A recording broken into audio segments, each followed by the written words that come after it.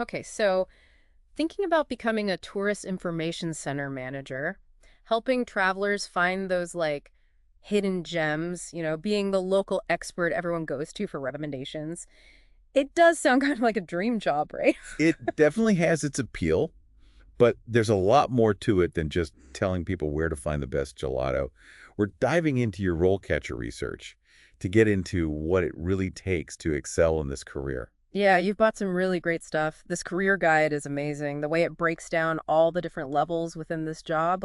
I had no idea it was such a structured career path. Yeah, a lot of people don't. They picture a tourist information center manager and just think, oh, they must have always worked there. It's not just one job title, it's a whole ladder you can climb. Okay, so let's unpack this ladder. Where does someone even begin on this journey to becoming a tourism guru? Well, typically it starts with a role like tourist information assistant. So that's like the first point of contact, giving those essential first impressions to visitors. Right, so you're that friendly face, welcoming people, answering those initial questions. I bet you could ask, where's the bathroom? About 100 times a day. Exactly. But it's also about going beyond those basic questions. Like imagine a family arrives and they're not sure how to spend their day. You're not just handing them a map, you're almost like crafting a mini adventure for them based on their interests. So you need that local knowledge for sure, but also the ability to really listen and understand what each visitor is looking for. Those people skills are so important. Absolutely. And as you progress, those skills are even more critical. The guide mentions that moving up to a tourist information officer role means you're taking on more responsibility, like actually using data to make the visitor experience even better. Data. Okay, now that's not something I would have thought about with this kind of job. Tell me more about how that comes into play. It's becoming more and more important. Think about it. You have all this information. What are visitors searching for online?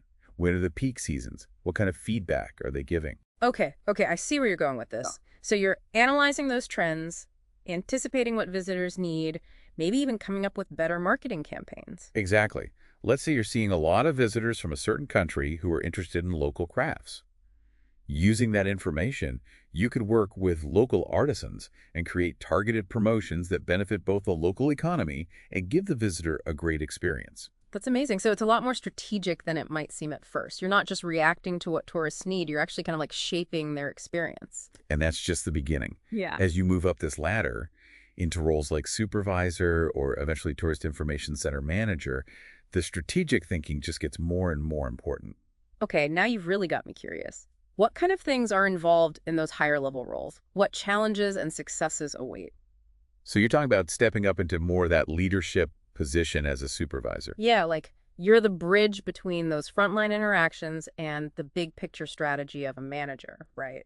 Right. Think about it. You're the one making sure that all those incredible visitor experiences we talked about actually happen.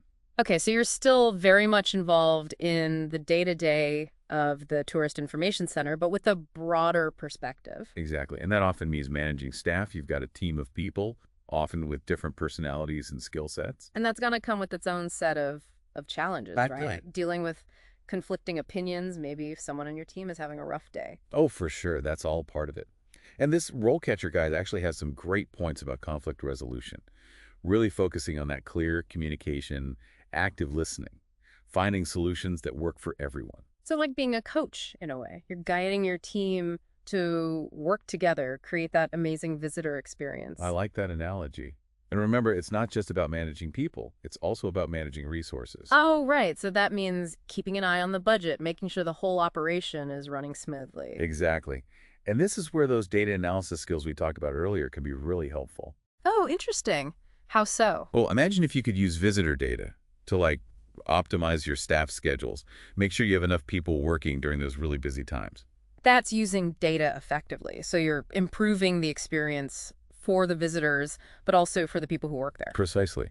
And as a supervisor, you're in a great position to try new things, maybe suggesting a different way to use technology or partner with a local business. Speaking of technology, I'm really curious about that. I feel like the role of technology in tourism is always changing.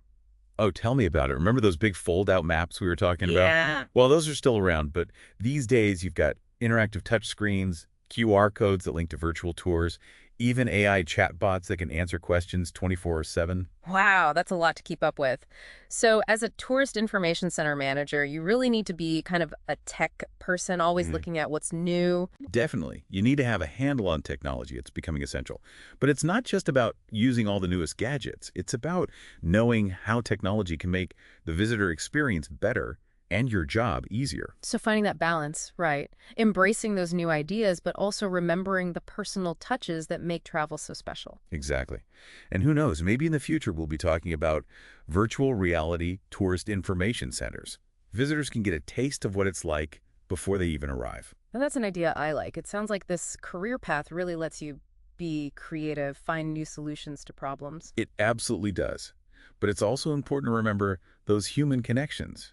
Sharing a laugh with a visitor who's discovered their new favorite restaurant, or helping someone create a lasting memory. Those are the moments that make it all worthwhile. They are. And this role catcher guide makes a good point about the importance of being genuinely enthusiastic about your town or city. So you're not just selling a destination, you're sharing your love for it. And that makes a difference. It really does. Okay, so we've talked about data, technology, the importance of connecting with people. But what does success actually look like for a tourist information center manager?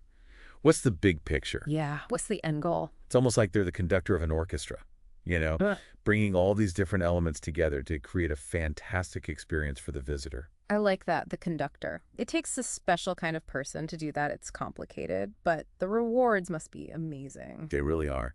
Imagine seeing your vision for tourism in your area come to life, or seeing how your work is helping the local economy. Wow. So you're actually shaping a place, making it more vibrant and welcoming to people from all over. And for someone who's passionate about their local area, it's an amazing feeling. So we've talked about the day-to-day, the strategy involved, even the emotional rewards. But there's one more level we haven't talked about, the Tourist Information Center Manager.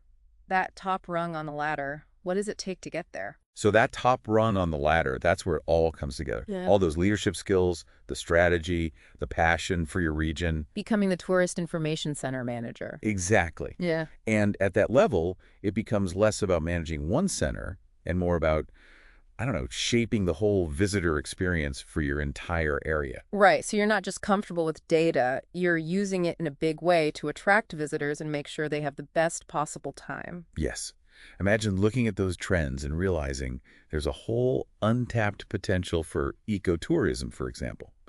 The manager might be the one to launch a whole campaign around that, working with local businesses to develop these amazing sustainable tour packages. Oh, wow. So you're not just going with what's already working, you're finding those hidden gems, those unique experiences. And it takes a lot of collaboration. Remember, we were talking about all those different groups involved in tourism, the local businesses, government agencies, even transportation services. Right. It's a whole ecosystem. Exactly. The manager is the one building those relationships, making sure everyone is on the same page, that everyone benefits. Like we said, conducting that tourism symphony, getting all the instruments to play together. Perfectly said. And don't forget the marketing side of things. The manager might be the one coming up with those slogans you see everywhere, finding new ways to reach new audiences. So there's a creative element to it, too. It really does sound like it takes a lot of different skills. It does. And this role catcher guide makes a really good point about the level of dedication and resilience you need. You're dealing with travel trends that are constantly changing, the economy, even unexpected things that can happen. Things you can't even predict. Right. And the manager is the one who has to adapt and figure out how to keep their region competitive in the global tourism landscape. So behind those beautiful pictures and catchy slogans, there's a lot of hard work happening. Absolutely. But even with all the data and strategy, it still comes down to that human element, that genuine love for your local area. Being able to share that passion with others. Exactly. The best tourist information center managers are the ones who can turn that passion into real, tangible experiences for visitors. The kind of moments where people are just blown away by what they're seeing and experiencing. Making memories that will last a lifetime. And that's what makes this career path so special. Yeah, it's data and technology and all that, but ultimately it's about connecting with people and sharing what makes your part of the world so unique. I love that.